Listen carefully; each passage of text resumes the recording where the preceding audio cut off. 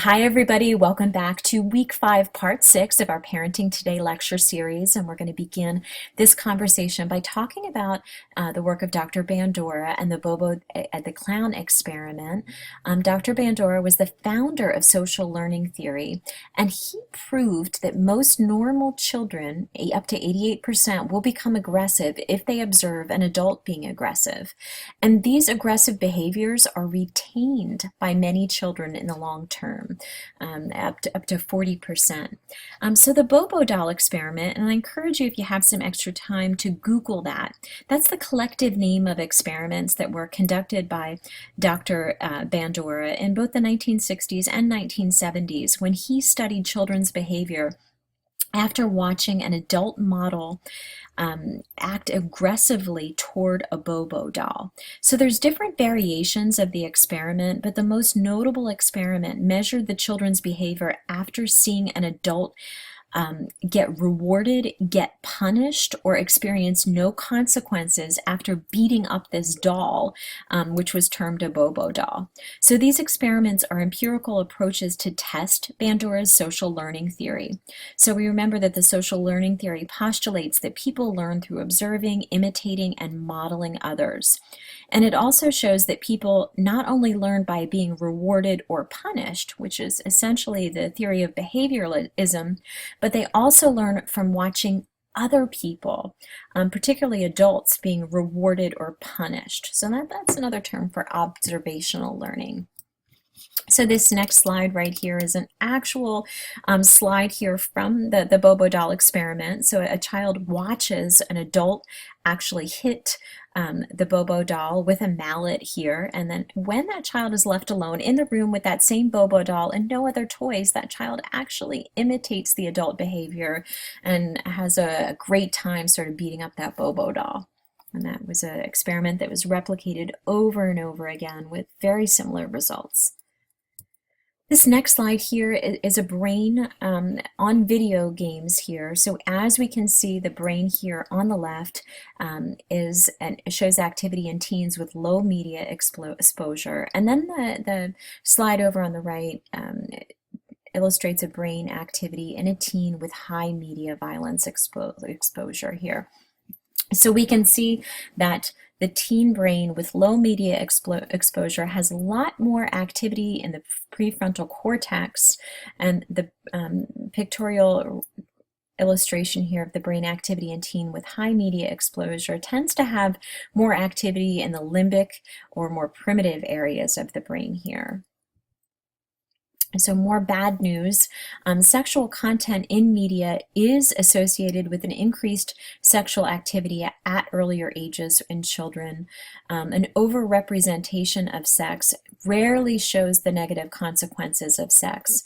So the internet also increases the possibility of children being approached online by predators.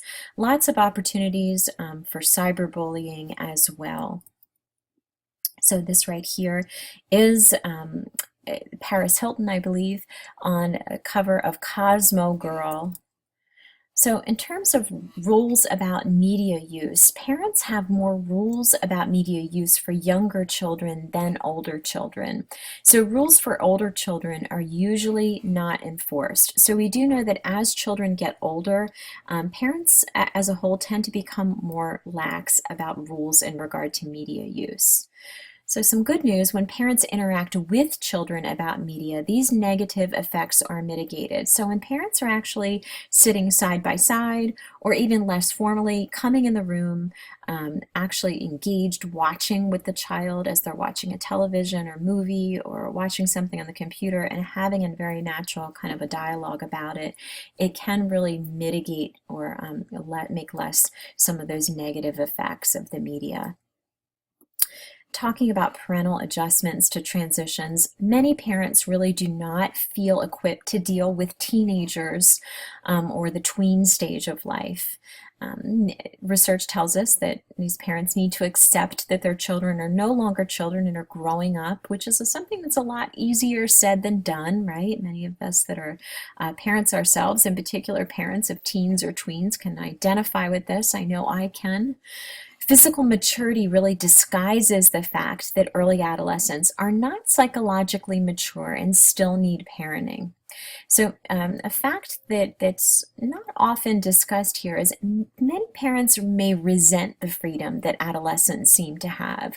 So, parents themselves are often burdened with finances and job demands at this stage of life, often part of a sandwich generation, taking care of older adults while they're taking care of young children. So, they may have this sort of resentment of the freedom that teens and tweens have. So when we talk about now, we're going to go back and talk about some recommendations for media use is in order to protect children from the negative effects of media use. We've come up with some recommendations here that are based in research. Limiting the number of machines in the house, not placing or having a television in a child's bedroom, locating machines in public areas of the home, where children don't have access to being able to view things in secret, turning off machines during meals, so really unplugging and spending time as a family during meals. So turning off machines when not watching, so not having that television running, 16 to 24 hours a day, watching TV with children, and then interacting about the content, having a dialogue about what's on the screen. Also, using V-chips, filters, and rating systems are great recommendations for mitigating the negative effects of media use. And also using a television for learning, not relaxing. So encouraging kids to really engage in active relaxation, playing old-fashioned kind of games here that are portrayed like Candyland, Battleship, Chutes and Ladders, actually getting outside in nature, becoming active, physically and exercise, whether that's yoga or soccer, whatever children and parents may be interested in, and not using the TV as a tool to sort of veg out, trying to encourage it as a use for learning. So this right here is a picture of Barbie here. So is she a standard of beauty, an unattainable standard of beauty for most women? The Barbie doll is 56 years old this year. Actually, I think she's 57 this year. So over 1 billion have been sold around the world, and many other dolls have been made in Barbie's image. So it's also important to note here, if Barbie were a real woman, she would be 110 pounds, be 5'9" to 6 feet tall, and have the measurements of 38, 18, 33. She would be too skinny to have a menstrual cycle, and she would actually be considered anorexic by some diagnostic criteria. So which leads us to a discussion about eating disorders. Anorexia nervosa is defined as extreme thinness due to caloric restriction, purging. It affects 1% of adolescents today. Bulimia nervosa is an eating disorder where weight control is used through binging and purging, and that affects 3% of American adolescents. It is a psychological response that's usually seen with highly critical families, extreme perfectionism, or high family stress, defined as extreme body dysmorphia. 85 to 90% of females do have some sense of body dysmorphia, showed by recent studies. So really, females' body is really glorified by the fashion industry, and something that we want to keep in mind.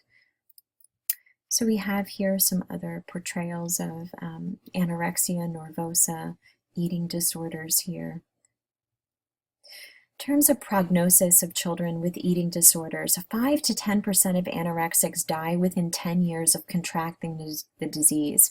So very serious disorder here. 18 to 20% of anorexics will be dead after 20 years after the onset of the disease, and only 30 to 40% will ever fully recover.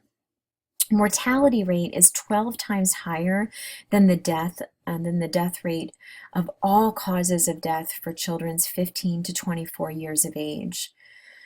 Another frightening statistic here is that 20% of people suffering from anorexia will prematurely die from complications related to their eating disorders, which include suicide and heart cardiovascular problems.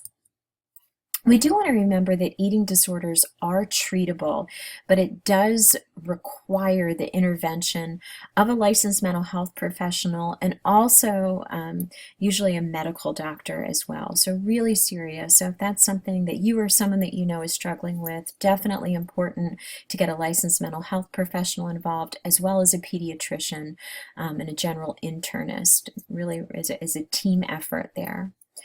Shifting our focus now to talk about the parent-teen relationship. In terms of parent-child relationships, early adolescents spend half as much time with parents as they did in their elementary school years. But parents still remain important figures in a child's life. Supportive parents can increase social competence, child's ability to take initiative, and is associated with less depression in teen years. Parents also serve as that secure base during times of stress.